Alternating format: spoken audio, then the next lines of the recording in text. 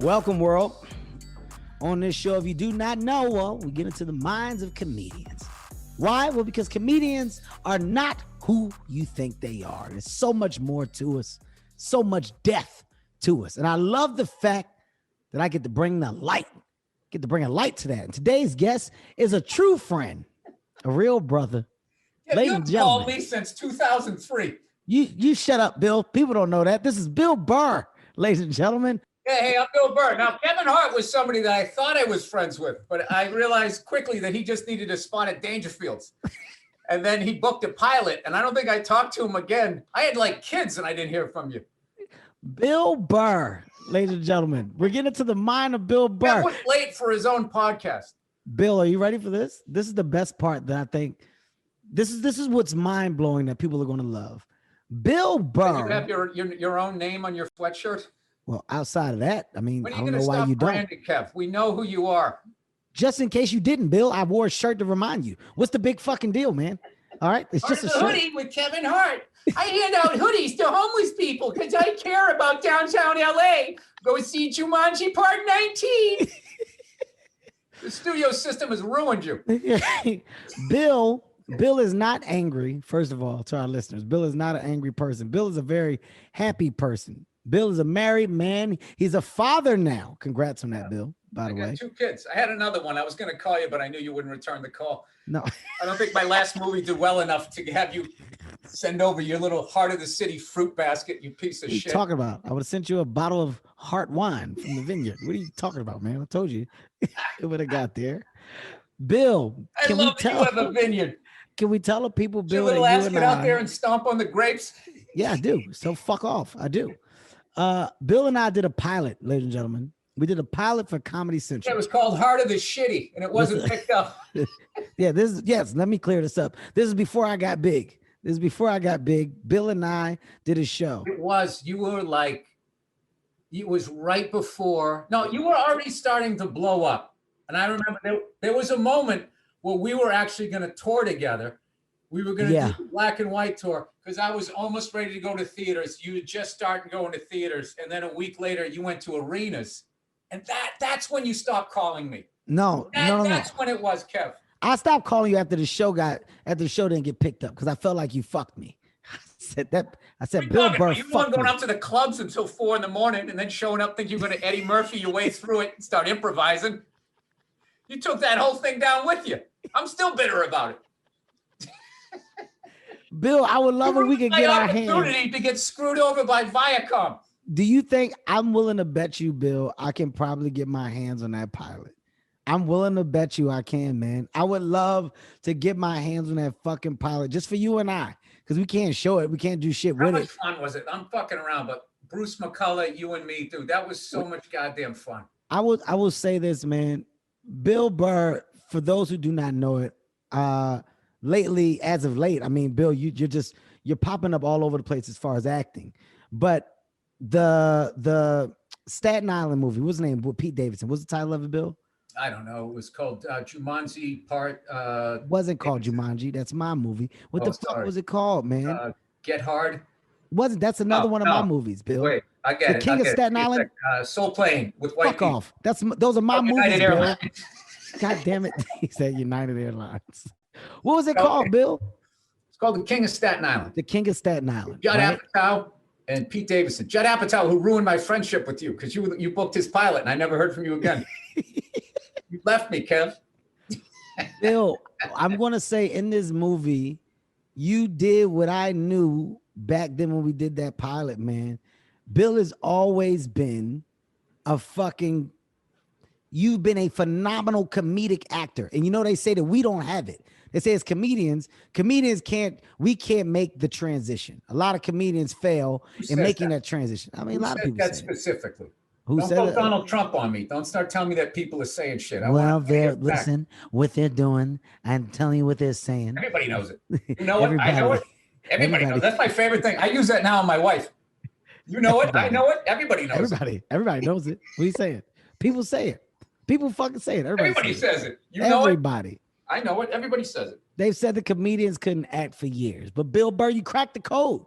You cracked the fucking code, man. And back then when we did that pilot, The reason why I brought up you during the King of Staten Island, because you did a fucking phenomenal job in that movie. But back when we did that pilot is when I got to see, I was like, yo, Bill can actually fucking act. Bill's good. Because I was coming in, like you said, with the improv, and I'm coming in with all this shit. And not once were you ever flustered. You were never bothered by it. I was annoyed, and I just used that. If you were like going out, I don't know wherever the hell you were going out, Sky Bar every damn night. Dude, you said one of the funniest things ever to me on that pilot.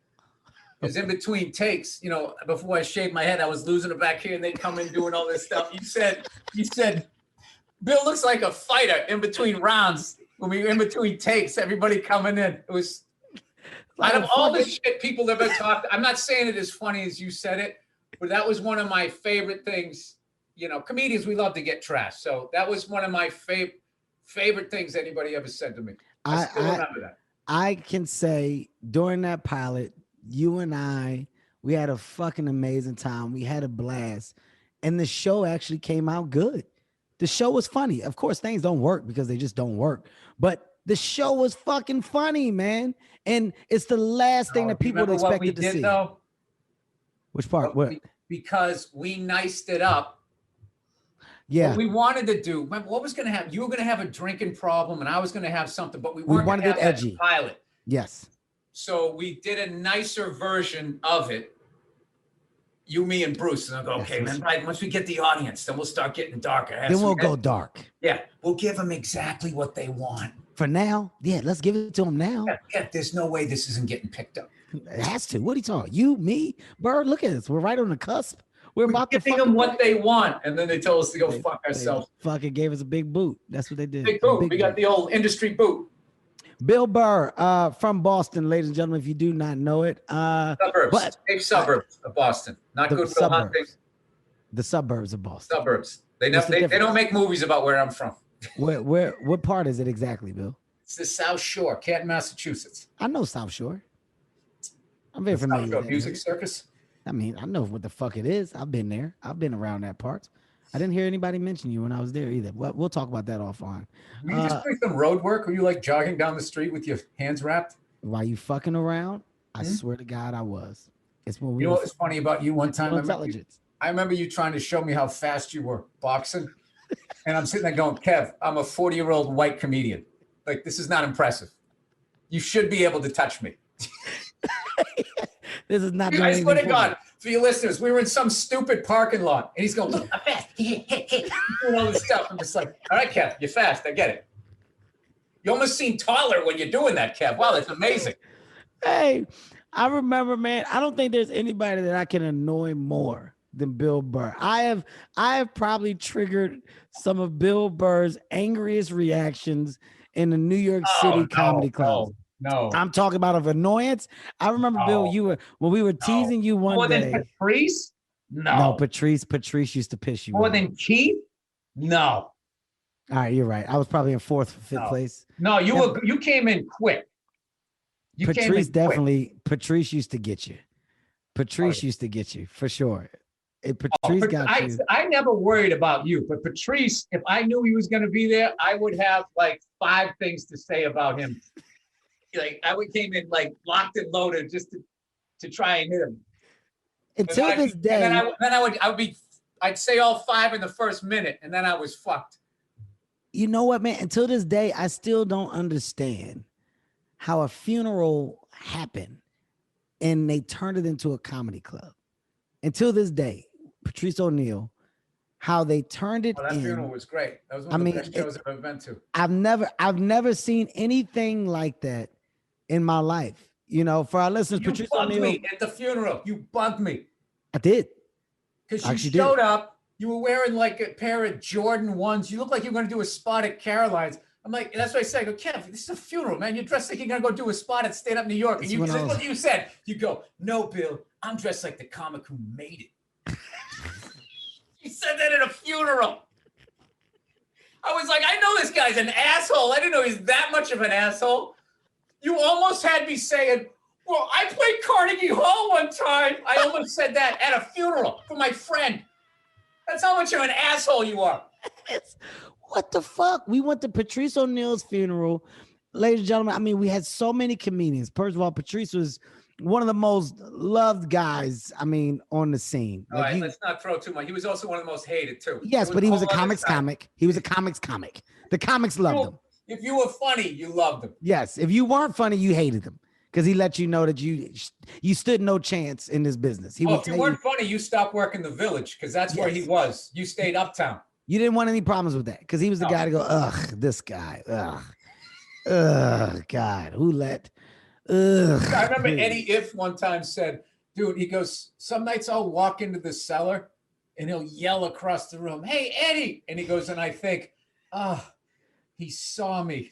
Dudes like that used to come into the upstairs at the Olive Tree and they used to try to pick the first open seat to just, slink in and stay away from him. The only other person that I think holds a candle to Patrice's level of evil within like that angry tone is Nick DiPaolo. Nick DiPaolo is great. Nick is a whole other level. I'll tell you, on stage, Corey Holcomb. Corey Holcomb is fucking good. He's amazing. Dude, the shit that guy can say. Corey Holcomb has made me grab my chest. Huh? He's made me grab my chest. Like, when you're uncomfortable, you just grab your chest when somebody says something because you don't know how to take it. Corey has made me touch my chest. Like, oh God. Oh, he just sits there laughing. It's like, dude, this thing is literally, you have this audience on a thread right now, and that's going to snap and they're going to rush the stage. And that's where he starts. That's what he loves. That's what he loves. It's amazing. Talk about a guy who doesn't get enough credit. That's Corey. My God. He's been a beast for 20 years. But you know what, though? I don't want to say that he doesn't get credit because Corey's done well in his career. I think. You don't want to say that because I said it. Go ahead, Kev. Trash me. I get it. It's your podcast. I mean, listen. I just think that he's done fucking well. Corey's been a headliner. Okay, maybe more white people should know who he is. There was that okay? All right. Okay. I understand that part. There you go. That makes more sense. Baby LeBron. What's your problem? And I don't like that you're fucking. Where are you? What is this setup behind you? What fucking spiritual setting are you in right now? Yeah, I have a house and I have children and I'm a father. What the fuck does that have to do with church glass? What am I supposed to do? All you fucking guys with your own vodka line and you have kids, it's fucking hilarious. The showgirls skipping through with the stripper pole. Oh, that's my son. Next to the stripper pole, I'm a dad. This is what the fucking house looks like, you idiot. I'm sorry. Let me put my fucking hoodie up. Yo, you know what I'm saying? It's just shit be crazy out there. Bill's got you got Catholic church glass behind you. I don't know what you're doing.